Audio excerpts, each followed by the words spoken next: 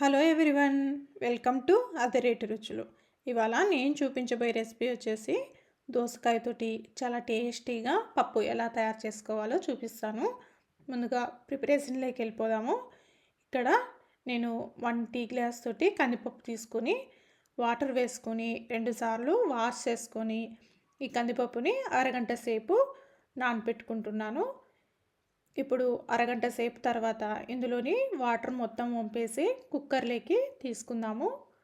ఇప్పుడు ఇందులోకి 4 medium size టమాటాలు, అలాగే ఒక దోసకాయ తీసుకొని దానిపైన పీల్ చేసి ఇలా చిన్న చిన్న ముక్కలుగా కట్ చేసుకోవాలి, విత్తనాలతో సహా. అలా వేసుకుంటే టేస్ట్ బాగుంటుంది.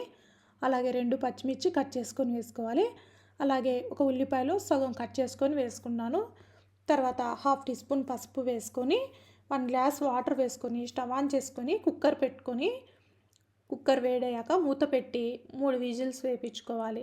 ఇప్పుడు కుక్కర్ ప్రెషర్ మొత్తం పోయిన తర్వాత మూత తీసి ఇందులోకి రుచికి తగువైనంత కల్లుప్పు వేసుకోవాలి. ఇలా వేసుకొని పప్పుని మరీ మెత్తగా కాకుండా ఇలా దోసకాయ ముక్కలు అక్కడక్కడ తగిలేలాగా పప్పును మెదుపుకుంటే చాలా టేస్టీగా ఉంటుందండి.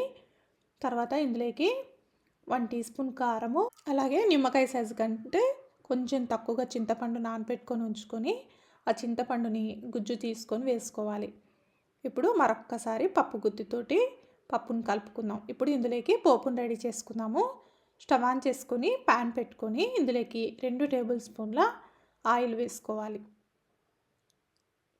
ఆయిల్ వేడెక్కాక ఇందులోకి 1/2 టీ స్పూన్ జీరా, 1/2 టీ స్పూన్ ఆవాలు, అలాగే 1/4 టీ స్పూన్ శనగపప్పు, 1/4 టీ స్పూన్ మినపప్పు వేసుకొని పోపు చిట్టుపట్లాడిన తర్వాత ఇందులోకి 7-8 కచ్చా పచ్చాగా దంచుకున్న వెల్లుల్లి రెప్పలు వేసుకొని 1 నిమిషం పాటు పోపుని వేయించుకుందాం. తర్వాత ఇందులోకి 2 ఎండుమిర్చి కూడా తుంపి వేసుకుందాము. ఇది కూడా ఒకసారి కలిపేసుకుందాం. ఇప్పుడు ఇందులోకి చివరగా 1 రెమ్మ కరివేపాకు కూడా వేసుకొని పోపుని ఫ్రై చేసుకుందాం.